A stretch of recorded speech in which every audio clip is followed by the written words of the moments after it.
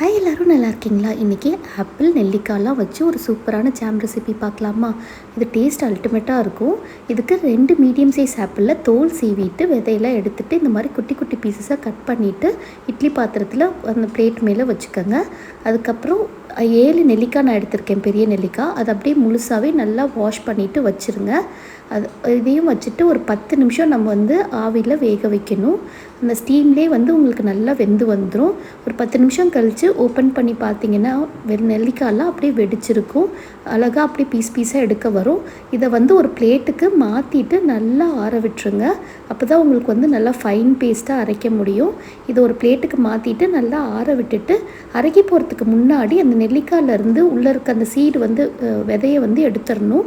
எடுத்துகிட்டு தான் அரைக்கணும். இது நல்லா வெந்திருக்கிறதுனால உங்களுக்கு ஈஸியாக அந்த விதையை எடுக்க வரும். இப்போ நான் எடுத்து காமிக்கிறேன் பாருங்கள். இந்த மாதிரி விதையை எடுத்துடணும். எடுத்துகிட்டு அந்த தோலோடையே நம்ம போட்டுக்கலாம். உங்களுக்கு தோலோடையே நல்லா ஃபைன் பேஸ்ட்டாக அரைக்க வந்துடும். அதனால் தோலோடையே சேர்த்துக்கங்க. அதுக்கப்புறம் இந்த விதையை மட்டும் எடுத்துகிட்டு எல்லாத்தையும் அதை சேர்த்துட்டு அப்புறம் வேக வச்ச ஆப்பிளையும் அதோடு சேர்த்துட்டு தண்ணியே ஊற்ற வேணாம். இதிலே ஈரப்பதம் இருக்கிறதுனால உங்களுக்கு நல்லா ஃபைன் பேஸ்ட்டாக அரைக்க வரும். இது எல்லாத்தையும் சேர்த்துட்டு நல்லா ஃபைன் பேஸ்ட்டாக அரைச்சிக்கோங்க.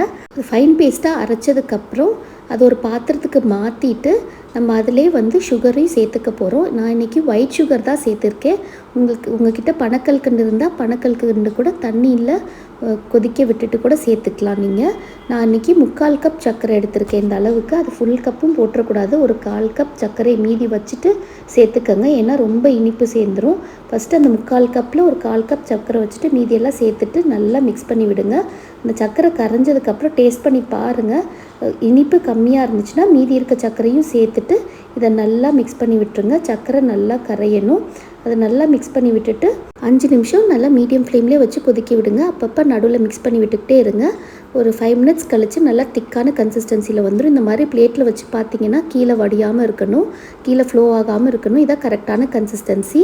அவ்வளோதான். நல்லா ஆற விட்டுட்டு ஏர்டைட் கண்டெய்னரில் நீங்கள் 10 டேஸ் வரைக்கும் ஃப்ரிட்ஜில் ஸ்டோர் பண்ணி யூஸ் பண்ணிக்கலாம்.